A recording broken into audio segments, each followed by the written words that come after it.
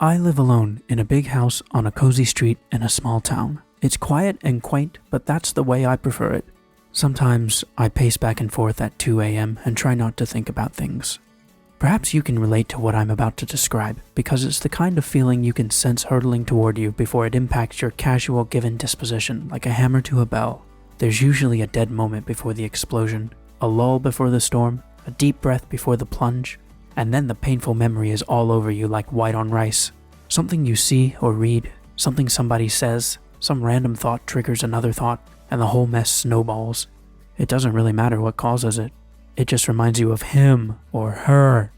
And such a sudden pang of romantic remembrance thrusts a sharp knife into your spine. A painful antithesis to the old sentimental shivers that used to shoot down said spine.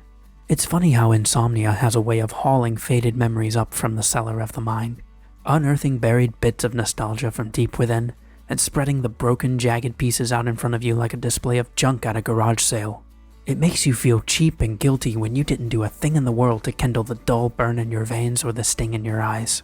Some nights, the painful past unexpectedly pushes up through the floorboards like an ugly, nightmarish weed, and by doing so, cultivates and nurtures an entirely new species of headache.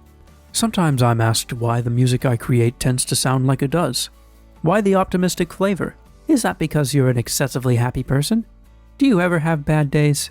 It's an innocent question, and I enjoy answering it because music has always been my way of dealing with life by way of escapism. Rather than create art that mirrors the inevitable dark days I'm plagued with just like everyone, I prefer to let my daydreams carry me away into places where one can go anywhere, do anything, be anyone, in a way that only the mind can allow. And rather than express whatever angst and malaise that gets dealt my way by writing profane songs littered with curse words or crude allegories or sexual vulgarities, I'd rather spend my time imagining how immensely beautiful this life has the perfect potential of being. Of course, each artist to his or her own, but somehow portraying true, gritty, hard reality tends to make me sick, whatever the medium of art. I can't even watch an R-rated movie without feeling violated and totally nasty. Regardless of circumstance, attempting to usurp the emerging enmity between yourself and the past is like trying to fight an endless army of vampires back up the attic stairs, armed only with a rolled-up newspaper. Little can be done to avoid such sudden attacks, if you can call them that. And what exactly are you supposed to do when they occur? Let them dishearten and harrow you until they've lost their perceived potency and you feel yourself caught in a slow death grind where compromise is inevitable? Do you battle the onrush back long enough to slam the attic door and lock it down with the biggest padlock you can find? And then what? How do you get rid of the key? Do you hide it in the bottom drawer you never use?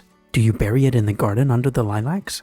It's only a matter of time until they break down the attic door, in which case it means you either run or wait for them. Memories are tough things to consciously ignore, especially the sad variety. They're difficult to predict, hard to forecast, and once the downpour begins, it's impossible to stay dry. Angry clouds jam together in the overcast like newly felled timber logs floating downriver, headed for a network of rapids, spillways, waterfalls, and ultimately the Saw. This is a depressing way to end a blog entry, especially for someone who just told you he prefers to skip the depressing junk. Cloudy days are terribly unavoidable, and thus I keep a line of text printed on the front of my mind to keep myself remembering why I continually strive to gaze past the thunderheads and on into a world beyond reality. Indeed, I count everything as loss because of the surpassing worth of knowing Christ Jesus my Lord. For his sake I have suffered the loss of all things and count them as rubbish, in order that I may gain Christ and be found in him. Philippians 3:8-9, ESV.